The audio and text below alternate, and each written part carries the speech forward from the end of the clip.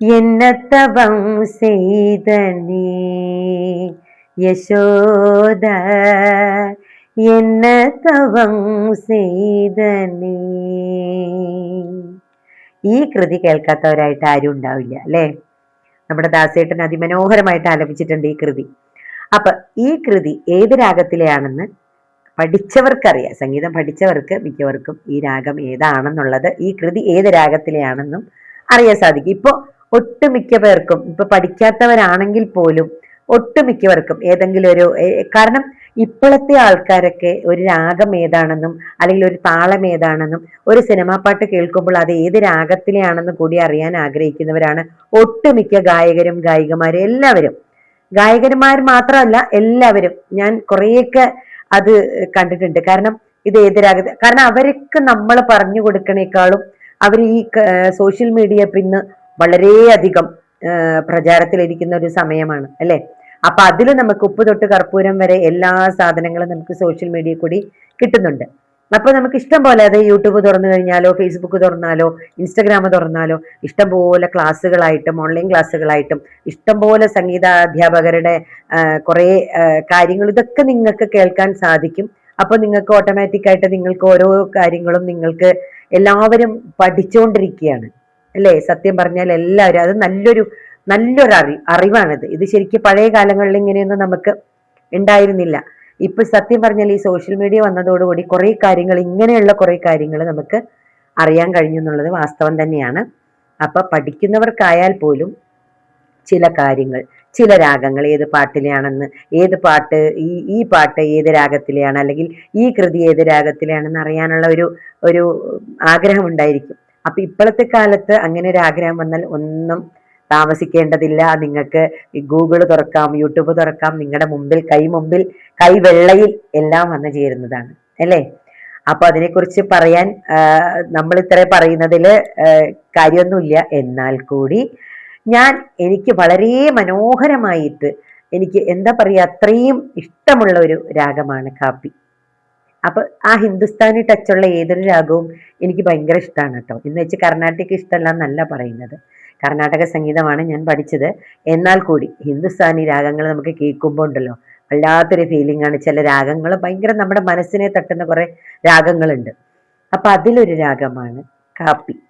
അപ്പൊ അതാണ് ഞാൻ ആദ്യം പാടിയ കൃതി, കാപ്പി രാഗത്തിലുള്ളതാണെന്നാണ് പറഞ്ഞു വരുന്നത് കേട്ടോ.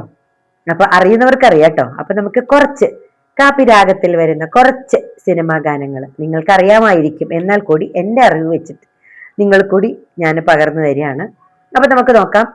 പണ്ടുള്ള നമ്മുടെ ദേവരാജ മാഷിന്റെ മെയിൻ ഒരു ഇത് എനിക്ക് തോന്നുന്നു മിക്ക പാട്ടുകളിലും കാപ്പി രാഗം ഉപയോഗിച്ചിട്ടുണ്ടെന്നാണ് എൻ്റെ ഒരു വിശ്വാസം. ദേവരാജ മാഷ് ഏത് പാട്ടെടുത്ത് നോക്കിയാലും ഒരു കാപ്പിയുടെ ഒരു ചായ്വ് ഉണ്ടാവും എവിടെയെങ്കിലും. അപ്പോ ഈ കാപ്പി രാഗത്തിനോട് അനുബന്ധിച്ച് അതേപോലെ ഏകദേശം അതേ ഛായയിൽ വരുന്ന ഒരു രാഗമാണ് പീലു. അപ്പൊ ചിലവർക്ക് പീലു രാഗം കേൾക്കുമ്പോൾ, പീലു രാഗത്തിലുള്ള പാട്ടുകൾ കേൾക്കുമ്പോൾ ചിലവർക്ക് അഭിപ്രായം ഇത് കാപ്പിയാണോ എന്ന് തോന്നിപ്പോവും. കാരണം ആ ഛായയാണ്, രാഗത്തിന്റെ ഛായ ഒരേപോലെയാണ് ഏകദേശം. അപ്പൊ നമുക്ക് രണ്ടും പെട്ടെന്ന് നമുക്ക് മാറിപ്പോവാം. അങ്ങനെയാണ് അത്. അപ്പൊ നമുക്ക് ദേവരാജ മാഷും നമ്മുടെ വയലാർ സാറും കൂടി ഒത്തൊരുമിച്ചിട്ടൊരു ഗാനമുണ്ട്. നമ്മുടെ പണ്ട് നസീർ സാറൊക്കെ ഉണ്ടായിരുന്ന കാലത്ത് ഇറങ്ങിയ ഒരു സിനിമയായിരുന്നു വിവാഹിത അല്ലെ. വിവാഹിതയെ എനിക്ക് തോന്നുന്നു 1970 ഞാനൊന്നും ജനിച്ചിട്ട് പോലും ഇല്ല കേട്ടോ. ആ സമയത്ത് നമ്മുടെ ദേവരാജ മാഷ വയലാർ സാറിന്റെ കൂട്ടുകെട്ടിൽ പിറന്ന ഒരു പാട്ടാണ്. നിങ്ങളെല്ലാവർക്കും അറിയുന്ന പാട്ടാണത്. സുമംഗലി നീ ഓർമ്മിക്കുമോ സ്വപ്നത്തിലെങ്കിലും ഈ ഗാനം. ഇത് കേട്ടിട്ടുണ്ടല്ലോ അല്ലെ. ഈ പാട്ട് മുഴുവനായിട്ട് പാടണമെന്നുണ്ട് എനിക്ക്, പക്ഷെ അതിനുള്ള സമയം നമുക്കില്ല. കാരണം ഈ ഒരു പാട്ട് പാടിയാലും അല്ലെങ്കിൽ ഈ രാഗത്തെക്കുറിച്ച് പറഞ്ഞാലും ഈ രാഗത്തിലുള്ള പാട്ടുകളെ കുറിച്ച് പറഞ്ഞാലും നമുക്കൊരു ദിവസം മതിയാവില്ല അല്ലെ. അപ്പോൾ നമ്മൾക്ക് കുറച്ച് സമയം കൊണ്ട് ഒരു വീഡിയോ പോകാവുന്ന സമയമുണ്ടല്ലോ, ആ സമയം കൊണ്ട് നമ്മൾ കുറച്ച് പാട്ടുകളെ സെലക്ട് ചെയ്തിട്ട്, അതിൽ ചില പാട്ടുകൾ ഞാൻ എടുത്തിട്ടുണ്ടാവില്ല, എന്നാലും ഞാൻ വളരെ കുറച്ച് പാട്ടുകൾ എടുത്തിട്ട് രണ്ടുവരി വെച്ചിട്ട് പാടുന്നുള്ളൂ കേട്ടോ. അപ്പൊ ഇതാണ് കാപ്പി രാഗത്തിലുള്ള ഒരു പാട്ട് സുമംഗലി നീ ഓർമ്മിക്കുമോ. അടുത്ത പാട്ട് നമുക്ക് നോക്കാം. അതേ സമയത്ത് തന്നെ ദേവരാജൻ മാഷും വയലാർ സാറും കൂടി 1974 ഇതേപോലെ ഒരു സിനിമ ഉണ്ടായിരുന്നു, രാജഹംസം എന്ന് പറഞ്ഞ സിനിമ. ഈ സിനിമയുടെ പേര് പറയുമ്പോൾ ചിലർക്ക് പെട്ടെന്ന് പറയും ചിലവർ ഏതാണെന്നുള്ളത്, അല്ലേ? അറിയാവുന്നവർക്ക് കേട്ടോ. സന്യാസിനി നിൻ പുണ്യാശ്രമത്തിൽ ഞാൻ സന്ധ്യാപുഷ്പവുമായി വന്നു, ആരും തുറക്കാത്ത പൂമുഖവാതിലിൽ അന്യനെ പോലെ ഞാൻ നിന്നു. നോക്കൂ, കാപ്പി രാഗത്തിന്റെ ഫീലാണ് അവിടെ അല്ലെ. എത്ര മനോഹരമായിട്ടാണ് അതിന്റെ അർത്ഥവത്തായ വരികളും അതിന്റെ ട്യൂണും അല്ലെ. വളരെ മനോഹരമായ രാഗമാണ് കേട്ടോ കാപ്പി, പറയാതിരിക്കാൻ വയ്യ. അപ്പോൾ അടുത്ത പാട്ടിലേക്ക് നമുക്ക് പോവാം. നമ്മുടെ ജാനകിയമ്മ പാടി ഫേമസ് ആക്കിയ ഒരു പാട്ടുണ്ട്, നിങ്ങൾക്ക് എല്ലാവർക്കും അറിയാം. ഓളങ്ങൾ എന്ന് പറഞ്ഞ സിനിമയിൽ, അതായത് 1982 ആ സിനിമ. ഓളങ്ങൾ എന്ന് പറഞ്ഞ സിനിമയിൽ, ആ സിനിമ എനിക്ക് തോന്നുന്നു ഇളയരാജ സാറും ONV സാറും കൂടെ ഒത്തിണങ്ങിയ സിനിമയാണെന്ന് തോന്നുന്നുണ്ട്. തോന്നുന്നതല്ല, ആണ്. ഇളയരാജ സാറിന്റെ സംഗീതമാണ്, ONV സാറിന്റെ വരികളുമാണ് അല്ലെ. തുമ്പീവ തുമ്പക്കുടത്തി തുഞ്ചത്തായ ഊഞ്ഞാലിടാം, തുമ്പീവ തുമ്പക്കുടത്തി തുഞ്ചത്തായ ഊഞ്ഞാലിടാം. കേട്ടിട്ടുണ്ടല്ലോ അല്ലേ? വളരെ മനോഹരമായ ഒരു പാട്ടാണ് നമ്മുടെ ജാനകിയമ്മ നമുക്ക് വേണ്ടി കുറെ പാട്ടുകൾ പാടി വെച്ചതാണ്. ഞാൻ ഒരു ദിവസം ജാനകിയമ്മയുടെ മരണത്തിന്റെ പിറ്റേ ദിവസം ഞാൻ ഒരു വീഡിയോ ചെയ്തിരുന്നു ജാനകിയമ്മയുടെ കുറച്ച് പാട്ടുകൾ വെച്ചിട്ട്. അപ്പോൾ അതൊന്നും മറക്കാൻ പറ്റാത്ത കുറെ പാട്ടുകളാണ് ജാനകിയമ്മയുടെ അല്ലേ. അടുത്ത പാട്ട് നമുക്ക് നോക്കാം.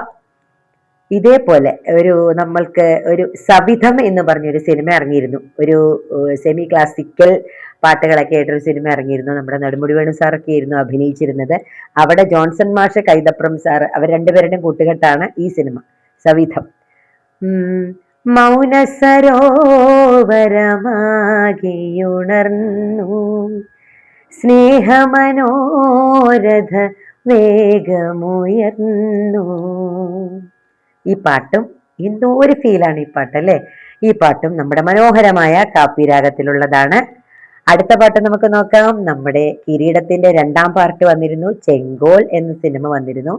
അവിടെയും നമ്മുടെ ജോൺസൺ മാഷും കൈതപ്രം മാഷും കൂടി സംവിധാനം ഒരേപോലെ കൂട്ടുകെട്ടിലുണ്ടായ ഒരു പാട്ടാണ് നമ്മുടെ മധുരം ജീവാമൃത ബിന്ദു ഹൃദയം പാടും ലയസിന്ധു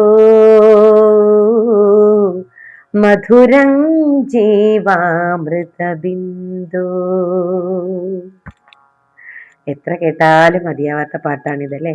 ഇതൊക്കെ കാപ്പിരാഗങ്ങളിലുള്ള പാട്ടുകളാണ് കേട്ടോ. അടുത്ത പാട്ട് നമുക്ക് നോക്കാം. നമ്മുടെ മീശമാധവൻ എന്ന സിനിമയിൽ ഇറങ്ങിയ ഒരു പാട്ടാണ് അടുത്തത്. ഗിരീഷ് പുത്തഞ്ചേരി സാറാണ് അതിന്റെ വരികള്, വിദ്യാസാഗർ മാഷിന്റെ സംഗീതവുമാണ്. 2002 പുറത്തിറങ്ങിയ മീശമാധവനിലെ ഏതാന്ന് പറയാൻ പറ്റുമോ നിങ്ങൾക്ക്? പെട്ടെന്ന് പറയൂ. കരിമിഴിക്കുരുവിയെ കണ്ടില്ല നിൻ ചിരിമണിച്ചിലമ്പൊലി കേട്ടില്ല നീ പണ്ടേ എന്നോടൊന്നും മിണ്ടിയില്ല. എന്താണ് വരികള്, എന്താണ് സംഗീതം, എന്താണ് ട്യൂൺ, എന്താണ് രാഗം. ഇതൊക്കെ നമുക്ക് പറഞ്ഞറിയിക്കാൻ പറ്റാത്ത കുറേ പാട്ടുകളുടെ കുറേ മനോഹരമായ ട്യൂണാണ്. ഇനിയും ഇഷ്ടംപോലെ പാട്ടുകൾ കാപ്പി രാഗത്തിലുണ്ട്.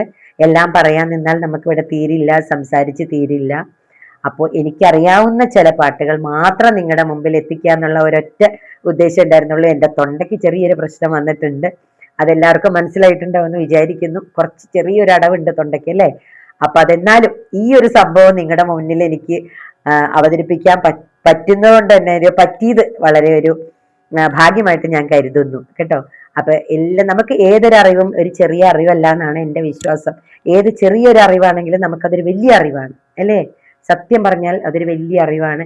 എന്നെ സംബന്ധിച്ചും ഇനിയും അറിയാൻ ഇഷ്ടംപോലെ ബാക്കിയുണ്ട്, നിങ്ങൾക്കുമുണ്ട്, എല്ലാവർക്കും അല്ലേ. ഇതൊന്നും നമുക്ക് ഒരു ഇത് ഇവിടെ തീരുന്നില്ല അല്ലേ. സംഗീതം എന്ന് പറഞ്ഞാൽ അങ്ങനെയാണ്, ശരിക്കൊരു സാഗരം, ഇവിടെ തീരുന്നില്ല.